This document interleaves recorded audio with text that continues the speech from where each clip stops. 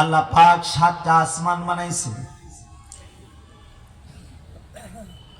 7টা আসমান আল্লাহ পাক বানাইছেন। আসমানের পুরুত্ব কত, জমিন ও আসমানের দূরত্ব যত, আসমানের পুরুত্ব কত, জমিন ও আসমানের পুরুত্ব যত। এমন আসমান, প্রথম আসমান দ্বিতীয় আসমানের কাছে রাখলে দ্বিতীয় আসমানটা এত বড় যে বিশাল চাটিয়াল ময়দানের ভেতরে যদি একটা আংটি ফেলে রাখা হয়, এই মনে করেন আপনাদের এই মাঠটা, এই মাঠের মাঝখানে আমার হাতের আংটি রাখলে আমার হাতের আংটিটা যত বড়, দ্বিতীয় আসমানের কাছে প্রথম আসমান রাখলে প্রথম আসমান আমার হাতের আংটির মতো ছোট। দ্বিতীয় আসমান কত বড়, এমন তৃতীয় চতুর্থ পঞ্চম ষষ্ঠ সপ্তম 7টা আসমান আল্লাহ তাআলা বানাইছেন।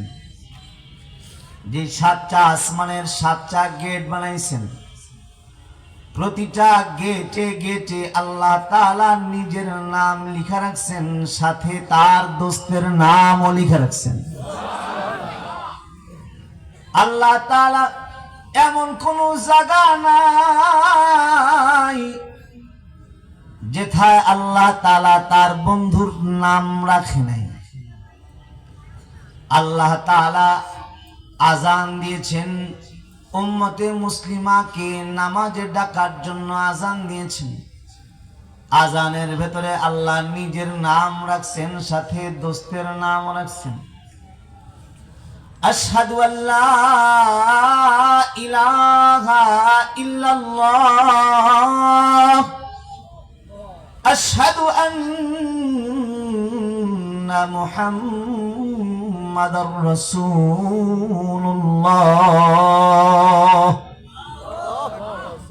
আযানের ভেতরে নিজের নাম রাখছেন, সাথে বন্ধুর নামও লাগায় রাখছেন।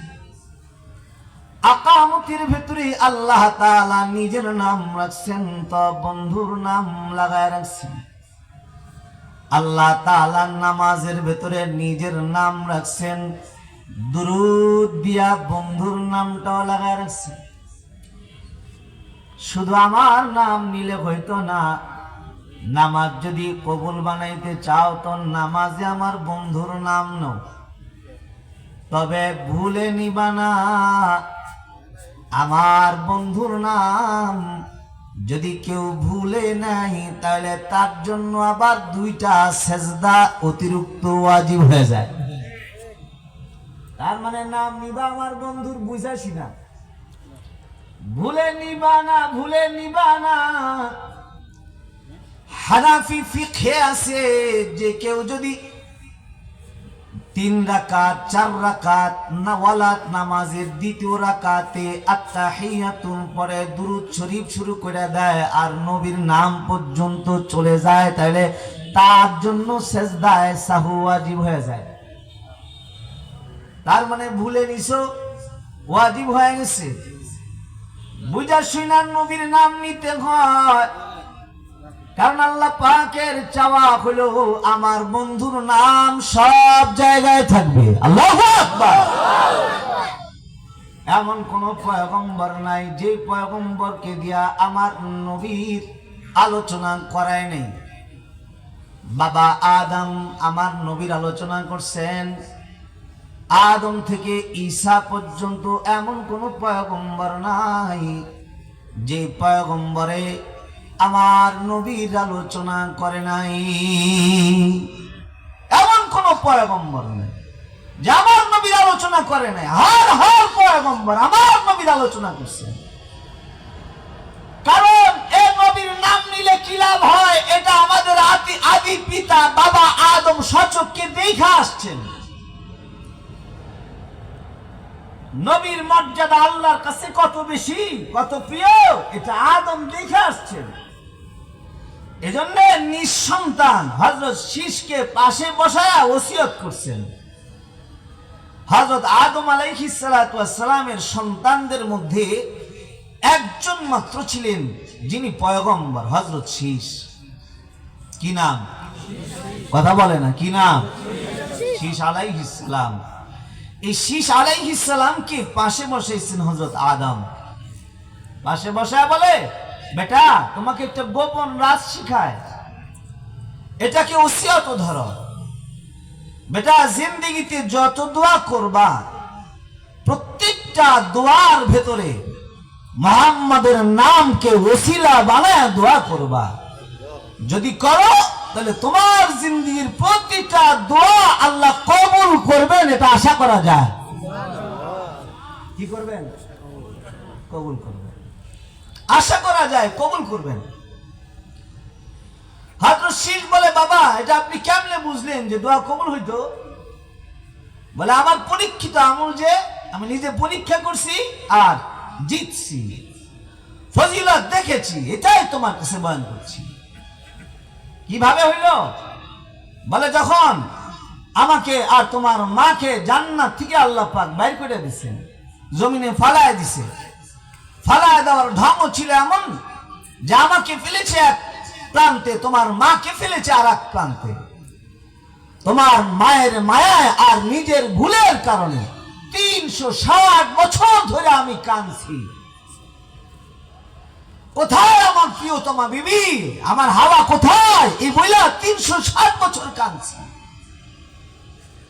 আল্লাহর কাছে রোনাজারি করেছি, কেঁদেছি, দোয়া করেছি, একটা দোয়া কবুল হয় নাই। 360 বছর পরে আমার হুট করে মনে পড়ে গেল, ইয়াদ হয়ে গেল, যে যখন আল্লাহ পাক আমার দেহের ভেতরে রূহ ফুঁকে দিয়েছিলেন, তখন চক্ষু মিলায় তাকায় দেখছিলাম আল্লাহ পাকের আরশ আজিমের সাথে নিজের নামের সাথে আর একটা নাম লাগায় রাখছেন। এটা দেখে ফেলছিলাম, যে নামটা দেখছিলাম নামটা মুহাম্মদুর রাসূলুল্লাহ সাল্লাল্লাহু আলাইহি ওয়াসাল্লাম। বুঝা ফেলছিলাম আল্লাহ নিজের নামের সাথে যে নামটা লাগায় রাখে ওটা বড় দামি, আর যাকে নিজের সাথে রাখছে আল্লাহ তাকে কত মহব্বত করে।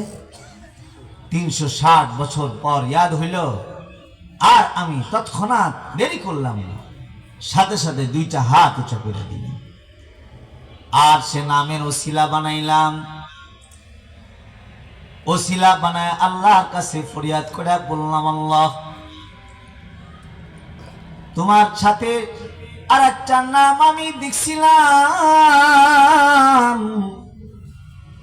যেটা তোমার নামের সাথে লাগানো ছিল। আল্লাহ ওই নামের ওসিলা করে তোমার কাছে আমার ভুলের জন্য মাপ চাই। আমার প্রিয়তমা হাওয়াকে আমার সাথে মিলায় দাও। আল্লাহ তুমি আমাকে মাফ করে দাও। চোখের পানি ফালায় ফালায় হযরত আদম বলে, রব্বানা যালামনা আনফুসানা ওয়া ইল্লাম তাগফির লানা ওয়া তারহামনা লানাকুনান্না মিনাল খাসিরিন। আল্লাহ পাকের কাছে হযরত আদম চোখের পানি ফালায় কাঁদে আর বলে, আল্লাহ তোমার কাছে ফরিয়াদ করি তুমি আমাকে মাফ করে দাও। জুলুম করছি, নিজের নফসের উপরে জুলুম করেছি, আল্লাহ তুমি আমাকে ক্ষমা করে দাও। বলে, শিশরে এই কথা বলে আল্লাহর কাছে দোয়া করতে দেরি হইল, চক্ষু খুলা তোমার মার চেহারা তাকায় দেখতে দেরি হইল না। চক্ষু খুলাই দেখি আমার প্রিয়তমা হাওয়ার সামনে দাঁড়ায় আছে। শুধুমাত্র তোমার মাকে আমি পাইলাম না, যেই জমিনে দাঁড়ায় আমি ওদিন দোয়া করছিলাম ওই জমিনটাকেও আল্লাহ তাআলা কিয়ামত পর্যন্ত দোয়া কবুলের জন্য জমিনটা দোয়া কবুলের জমিন হিসাবে কবুল করে নিলেন।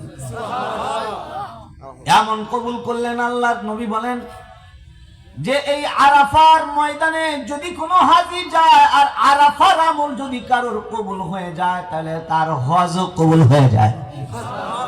যার আরাফা হয়ে গেল তার হজ হয়ে গেল।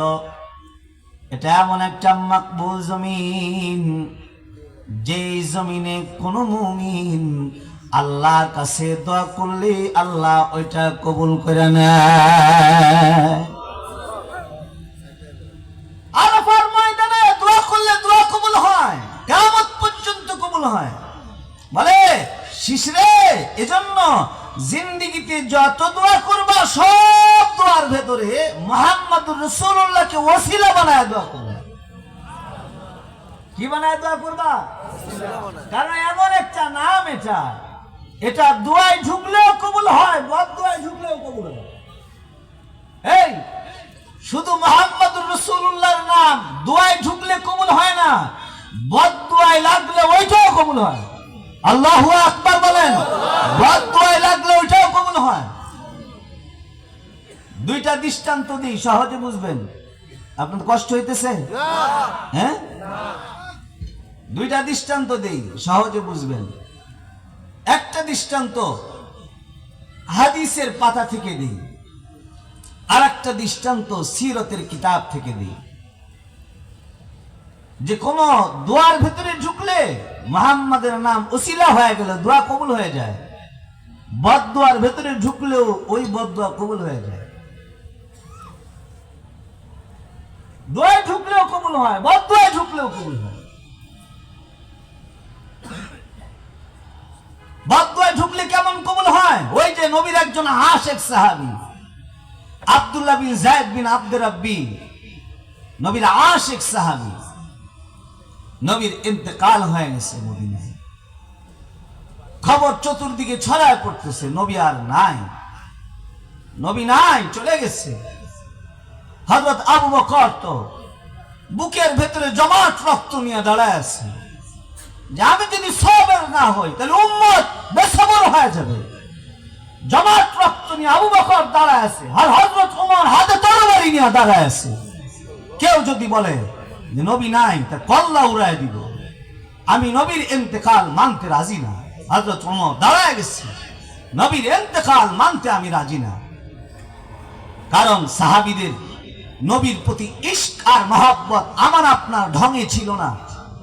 আমার আপনার ঢং তো প্রকাশ পায় সামনে শীত নিয়ে আসলে বছরে একবার, আর নবীর সাহাবীদের ইশক প্রকাশ পাইতো হার হার কর্মে, প্রতিটা মিনিটে মিনিটে, সেকেন্ডে সেকেন্ডে, প্রতি সেকেন্ডে সেকেন্ডে নবীর প্রেম প্রকাশ পাইতো। ছোট্ট সাহাবী নবীকে মহব্বত করতে জানতো।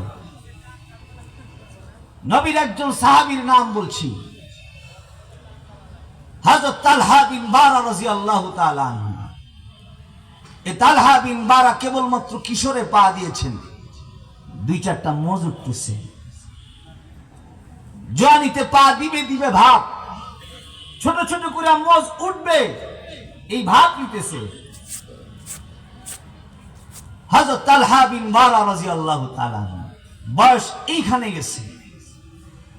হুট করে তার দিলের ভিতরে জাগছে যে আমি নবী দেখব, এটা প্রেম জাগছে তার। সিদ্ধান্ত নবী দেখবো তো দেখবই, আমি নবী দেখবো, না দেখা পর্যন্ত বুকের জ্বালা আমার মৃত্যু না। নবী দেখার জন্য পাগল পারা হয়ে গেছে, নবী দেখবেন। তো দেখে নবী এক জায়গায় বসা আছে, দূর থেকে তালহা বিন বারা তাকায় দেখছেন, কিশোর 13-14 বছর বয়স।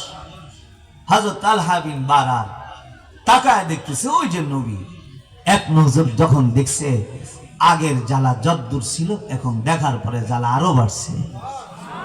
দূর থেকে দেখা নবী দেখার চাহাত পূর্ণ হইতো না আমার। এজন্য তৃপ্তি মিটাইবার জন্য তালহা বিন বারা দূর থেকে দৌড় দিয়ে নবীর কাছাকাছি চলে গেছে। কাছাকাছি গেছেন তো নবীর চেহারা যত তাকায় দেখে তত আরো মায়া বাড়ে, যত দেখতেছেন তত মায়া বাড়তেছে। তালহা বিন বারা নবীর কাছাকাছি যা দেখা এবার আর নিজে কন্ট্রোল না করতে পেরে তালহা বিন বারা নবীর কাছে বসে গেছেন। বসে নবীর হাত নিয়ে নবীর হাত চুমা দিতেছেন। নবীর হাত টানিয়া নবীর হাতের মধ্যে ঠোঁট লাগায় চুমা দিতেছেন। যত দিতেছেন তত আরো মায়া বাড়তেছে, প্রেম জাগতেছে, ব্যাকুল হইতেছেন, আশিকের ইশক প্রকাশ পাইতেছে। এক পর্যায়ে নবীর কাছে আনকন্ট্রোল হয়ে বলে, নবী আমার, এখন আপনি আমাকে যে কোনো একটা নির্দেশ দেন, যা নির্দেশ দিবেন আমি তাই পালন করব। আপনি আমাকে এখন যা বলবেন আমি তাই শুনবো, যে কোনো একটা কর্ম আমাকে দেন।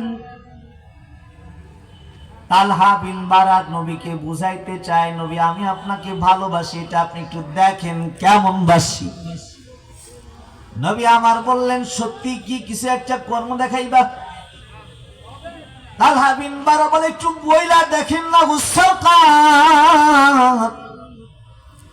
আল্লাহর নবী বললেন, তালহা তাই যদি হয় তাহলে যাও, তুমি তোমার বাবাকে নিজ হাতে হত্যা করে আসো।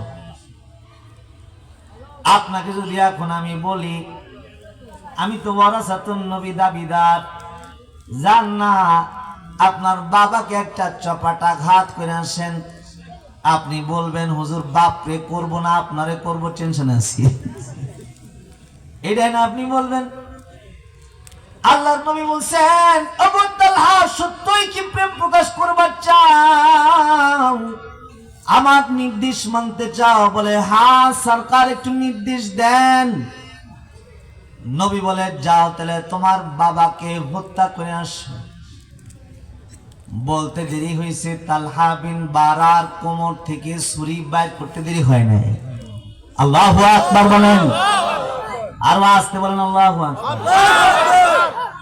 কোমর থেকে টান দিয়ে ছুরি বের করতে দেরি হয় নাই, কারণ ছোট ছোট সাহাবীরাও সাথে অস্ত্র রাখত, কারণ কখন জানি জিহাদের ডাক আইসা যায় আর আমাকে শহীদের দরওয়াজায় নাম লিখাইতে হয়। তারা জিহাদে অংশগ্রহণের তামান্না লয়া ঘুরত। আর আমার দেশের নেতারা কয়, জিহাদের কথা কইও না, এটা জঙ্গি স্লোগান। আওয়াজ করে বলেন না কেন? আমাদের কি কয়, মৌলবীরা 16 বছর ধরে জিহাদের কথা মৌলবী বলতে পারে নাই, কিন্তু আমরা এখন বলছি। আমাদের দেশের পার্শ্ববর্তী দেশ হলো ভারতে, যারা আমার দেশের পতাকা ছিনায়া নেওয়ার চক্রান্তে লিপ্ত আছে, যারা আমার দেশের তাজা মানুষের প্রাণগুলা বের করে দেওয়ার চিন্তায় দরওয়াজায় দরওয়াজায় দাঁড়ায় গেছে, তারা আমাদেরকে মেসেজ দেয়, এই তোমাদের নবী বংশে গজওয়ায়ে হিন্দ আছে, রেডি হয়ে যাও।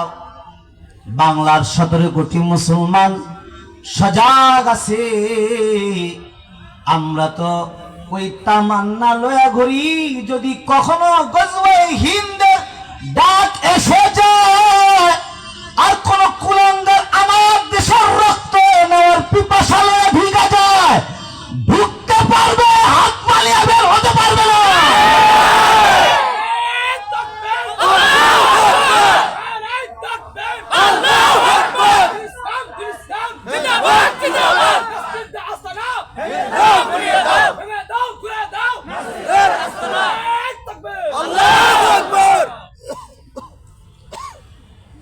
কখনো বিভিন্ন রূপ নিয়ে আমাদের কাছে আসছে,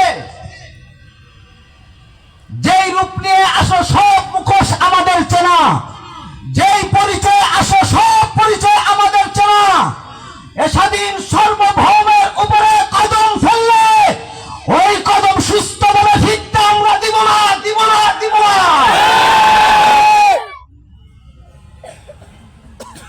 আমরা এ স্বাধীন 71-এ একবার এ ভূখণ্ডে করেছি, 24-এ আবার করেছি। 24-এর ছাত্র জনতা দেখিয়ে দিয়েছে জালিমকে হটাতে কিভাবে হয়, মাজলুমকে ইজ্জতের আসনে কিভাবে বসাতে হয়।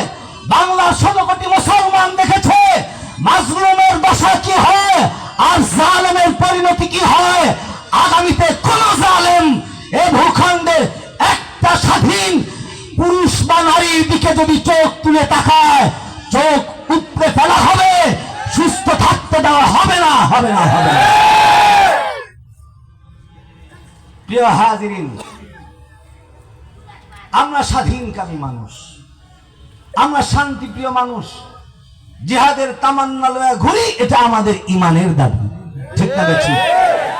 যদি তোমার ভূখণ্ড টিকিয়ে রাখার জন্য, যদি তোমার নবীর ইজ্জত হুরমত টিকিয়ে রাখার জন্য, এই যদি আলেম ওলামার ইজ্জত হুরমত টিকিয়ে রাখার জন্য, আল্লাহর কোরআন আর নবীর সুন্নাহকে টিকিয়ে রাখার জন্য, যদি তোমার কানে কোন মুয়াজ্জিন শহীদ হওয়ার আযান দেয়, জিহাদের আযান দেয়, কাফন পরে রাস্তায় দাঁড়াতে কারা কারা তৈরি আছে?